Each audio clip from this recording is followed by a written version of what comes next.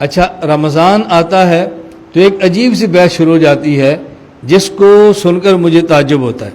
میں کئی بار تو حضرات سے کہتا ہوں کہ مجھے بعض باتوں پر نا بہت تعجب ہوتا ہے. تعجب کیا ہے کہ تراویح پڑھنی ہے پورا مہینہ، جو 8 کہتے ہیں وہ بھی، جو 20 کہتے ہیں وہ بھی، اور تراویح پڑھنی ہے پورا مہینہ جماعت سے، جو 8 کہتے ہیں وہ بھی اور جو 20 کہتے ہیں وہ بھی. یہ ایسی ہے بات. اور جب بحث شروع ہونی ہے تو پھر کہتے ہیں ہم کہتے ہیں تراویح 20 رکعت ہے اور وہ کہتے ہیں تراویح 8 رکعت ہے. ان سے پوچھو جی 20 کیوں ہیں؟ وہ کہتے 8 کیوں ہیں؟ وہ کہتے ہیں اس لیے کہ اللہ کے نبی نے 8 پڑھی تھی.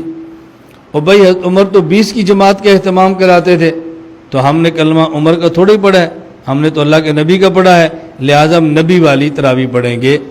ہم ان سے پوچھتے ہیں کہ اللہ کے نبی صلی اللہ علیہ وسلم نے تراویح تو پورا مہینہ باجماعت نہیں پڑھی تھی، یہ پورا مہینہ جو باجماعت ہے یہ تو حضرت عمر کا طریقہ ہے. یہ کس کا طریقہ ہے؟ حضرت عمر کا ہے. تو اگر آپ نے نبی والی پڑھنی ہے اور آپ کے خیال میں نبی والی 8 رکعت ہے تو پھر آپ 3 رات جماعت کرا لیا کرو، پورا مہینہ جماعت کیوں کراتے ہو؟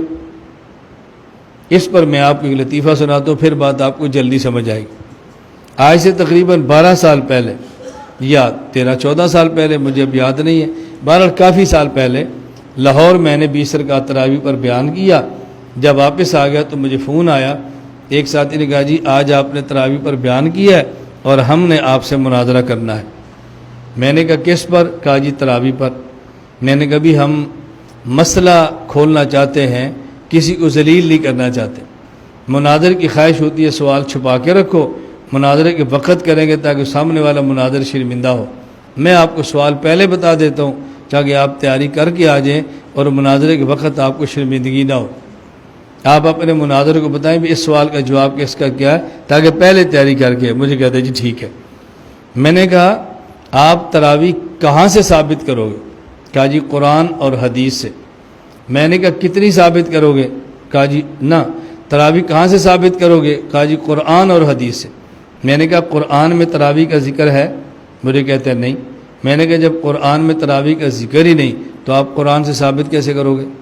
نہیں ہم حدیث پاک سے ثابت کریں گے. میں نے کہا ٹھیک ہے. آپ کتنی رکعتیں ثابت کرو گے؟ کتنی رکعتیں؟ کہا جی 8. میں نے کہا جو آپ تراویح پڑھتے ہو بغیر جماعت کی یا با جماعت؟ کہا جی با جماعت. میں نے کہا 3 راتیں یا پورا رمضان؟ کہا جی پورا رمضان. میں نے کہا پورا رمضان تراویح کی جماعت آپ کہاں سے ثابت کرو گے؟ کہا جی صحابہ سے رضی اللہ عنہم اجمعین. میں نے کہا تو پہلے قرآن حدیث سے کہہ رہا تھا، پہلے قرآن چھوڑا پھر حدیث چھوڑی، اب کہتے ہیں صحابہ سے. تو میں نے کہا پورا مہینہ تم جماعت کہاں ثابت کرو گے؟ کہا صحابہ سے. میں نے کہا کتنی رکعت پڑھو گے؟ کہا جی 8. کہاں ثابت کرو؟ کہتا جی حدیث سے. میں نے کہا پھر واپس چل پڑا. پہلے قرآن چھوڑا، حدیث چھوڑی، صحابہ پر آیا. جب میں نے سوال کیا تو پھر واپس آ گیا. میں نے کہا مجھے ایک بات بتا، صحابہ کرام کو یہ پتہ تھا کہ رسول اللہ صلی اللہ علیہ وسلم نے کتنی راتیں پڑھی ہیں، تو ان کو یہ نہیں پتہ تھا کتنی رکعتیں پڑھی ہیں؟ یہ نہیں پتہ تھا. چپ. میں نے کہا چلو ان کی تیاری کر لو، جب تیاری مکمل ہو جائے پھر فون کر لو. 12-13 سال گزر گئے ہیں، ابھی تو فون نہیں آیا. میری گزارش سمجھ آ گئی؟ اس لیے ہم تراویح پڑھتے ہیں 20 رکعت اور پڑھتے ہیں پورا مہینہ اور پڑھتے ہیں باجماعت، اس میں ختم کرتے ہیں قرآن اور پڑھتے ہیں ہر مسجد میں. کتنے کام کرتے ہیں؟ نمبر 1 تراویح 20 رکعت، نمبر 2 پورا مہینہ، نمبر 3 باجماعت، نمبر 4 ہر مسجد، نمبر 5 ختم قرآن. اب یہ ہے پورا عمل. ہمارے تبلیغ والے کہتے ہیں اللہ نے کامیابی پورے دین پر چلنے میں رکھی ہے، تو پھر پوری دلیل دینی چاہیے نا.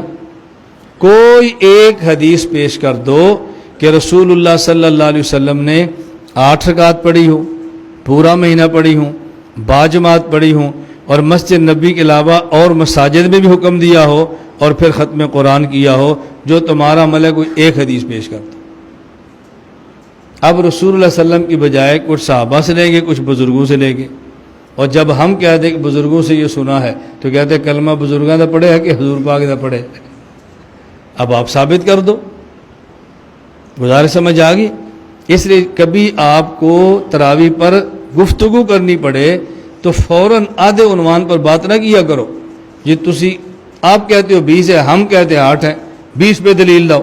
کہا نہیں، آپ کتنی تراویح پڑھتے ہو اس سے پوچھو کہ جی 8. کو جی 2-4 دن یا پورا مہینہ؟ کہا جی پورا مہینہ. اکیلے اکیلے یا باجماعت؟ کہے گا جی باجماعت. ایک مسجد میں یا ہر مسجد میں؟ کہا جی ہر مسجد میں. اس میں قرآن ختم کرتے ہو کہ صورتیں؟ کہا جی قرآن. کو جی اب بسم اللہ پڑھو، لاؤ حدیث. نہیں ہم تو پورا قرآن نہیں پڑھتے، صورتیں پڑھتے ہیں. چلو ٹھیک ہے، لاؤ حدیث.